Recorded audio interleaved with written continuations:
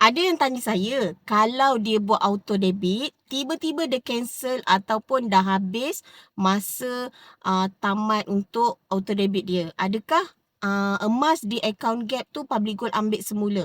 Okey, dekat sini saya nak terangkan, sesiapa yang buat auto debit di akaun Mas Gap setiap bulan, sekiranya tuan-puan ataupun sesiapa saja yang buat auto debit di Public Gold, tak ada komitmen ya tuan-puan. Maksudnya kalau bila-bila tuan-puan nak cancel, tak ada masalah, tak ada syarat-syarat yang tertentu sebab dia bukanlah loan. Okey?